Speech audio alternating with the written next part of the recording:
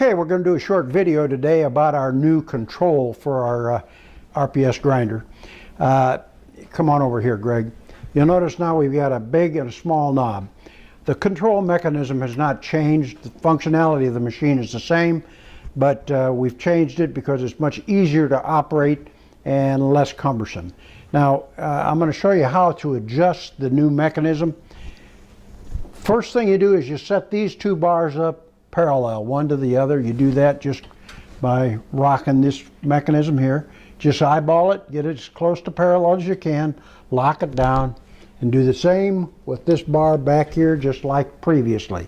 You loosen this up and you adjust this to where it's parallel. All right, that's the starting place.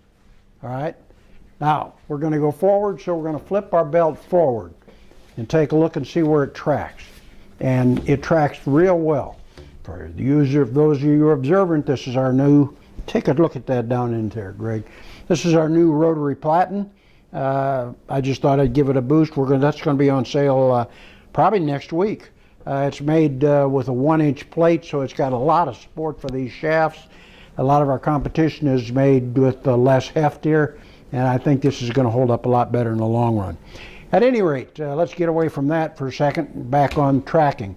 Once you set this up and you flip it and it's doing good, just lock your knobs down. Now we're going to turn the machine on, and we're going to turn it on real slow. Now, on the machine, the way I'm using it now, I'm using what used to be the secondary adjustment. This thing right here that we adjusted with cap screws is now the primary adjustment. And the reason for that is it keeps our wheel level in the track, and that keeps the belt from moving sideways when you put it under a heavy load. It's less aggressive, so you got a finer adjustment, but it still lets you track from one side of the wheel all the way to the other. And again, now it's skewing the wheel, and I like that as our primary function. Some of you may not like it for some reason. I don't know why it would be, but you lock this down. You also have a secondary. I put the small knob on it, and the secondary rocks it just like before. You get the same movement side to side. So you get the same control.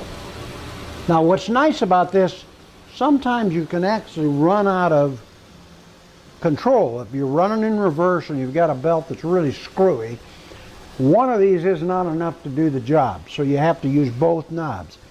Once you move this, what I call the secondary adjustment now, which is the arcing adjustment, once you move it, you need to reset it. In other words, you need to go back and make this parallel, make that parallel, and use whatever your belt you're using to establish your position this way. Now, for those of you that we've had a lot of conversation about this, you notice the belt's moving a little bit side. They call it belt wobble.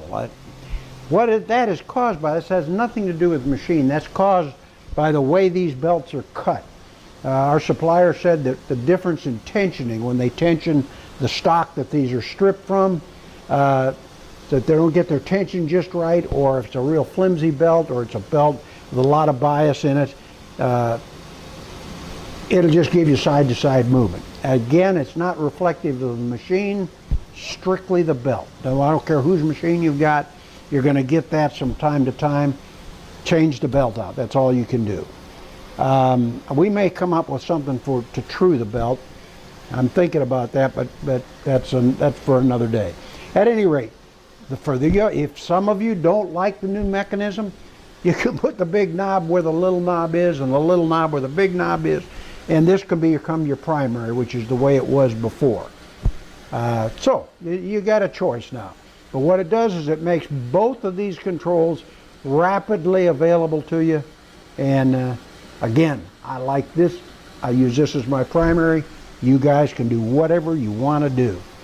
Okay, let's see. Is anything else you can think of, Greg? Nope.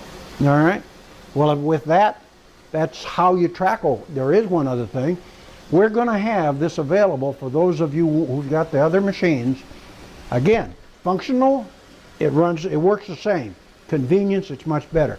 but we're going to sell the tracking arm along with the components necessary to change any older machine over to a newer machine.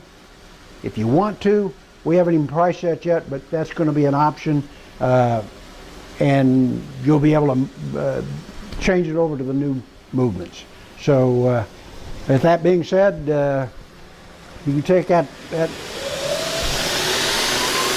I love the rotary grinder. I use it now. Just turn it down. Turn it off. I use the rotary grinder in place of a platen 90% of the time, because it takes the thump out of the belt, and I just really enjoy using that.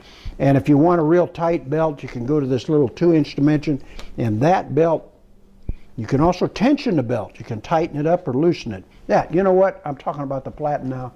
This is a tracking video, so we'll get back on the tracking.